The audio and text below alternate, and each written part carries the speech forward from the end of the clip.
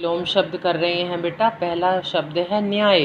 न्याय का मतलब होता है जस्टिस, सबके साथ सही फैसला करना, सही न्याय करना, गलत को गलत ठहराना, पाप को पाप कहना और पुण्य को पुण्य कहना, सही को सही ठहराना। अन्याय होता है कि जिसने पाप किया है, जिसने झूठ बोला है, उसको आप सच्चा साबित कर दो, ये अन्याय हो जाता है।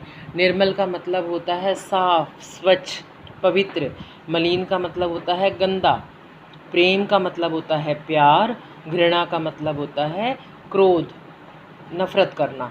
क्रय का मतलब होता है कोई चीज़ खरीदना। विक्रय का मतलब होता है कोई चीज़ बेचना। उदार का मतलब होता है दयालु, काइंडनेस। अनुदार का मतलब होता है जो दयालु ना हो, जिसके मन में काइंडनेस ना हो। योग्य का मतलब होता है काबिल होना। मान लीजिए कोई एक जॉब कर रहा है व्यक्ति, वह उस जॉब के योग्य है, उसके काबिल है, और अयोग्य मतलब उसके काबिल न होना, उस जॉब के काबिल न होना। शिक्षित का मतलब होता है पढ़ा लिखा। अशिक्षित का मतलब होता है अनपढ़, यानी जो पढ़ा लिखा न हो। स्तुति का मतलब होता है प्रशंसा, जो लोग हमें अच्छे लगते हैं हम उनकी प्रशंसा करते हैं। और निंदा का मतलब होता है बुराई, जो लोग हमें अच्छे नहीं लगते, जिनके साथ हमारी नहीं बनती, हम उनकी बुराई करते हैं, जो अच्छी बात नहीं होती। आदि का मतलब होता है शुरू। अंत का मतलब होता है लास्ट। पंडित का मतलब होता है ज्ञानी, जिसमें ज्ञान हो। मूर्ख का मतलब होता है अज्ञानी, जिसे ज्ञान न हो। सामान्य का मतलब होता है साधारण, सिंपल।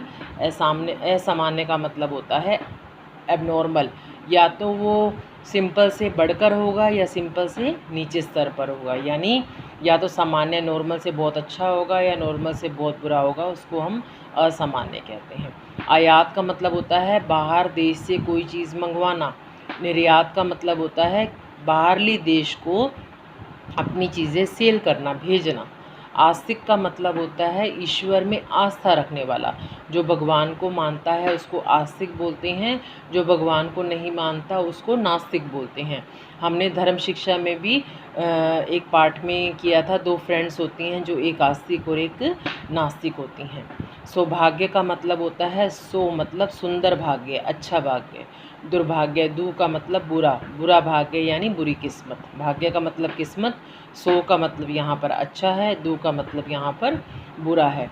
एकता होती है जब आपकी आपस में बनी बनाई हो, आपस में यूनिटी हो, आपकी फ्रेंड्स की आपस में एकता हो। अनेकता मतलब आप में एक दूसरे के अंदर भेदभाव हो, जब आपकी आपस में यूनिटी न हो।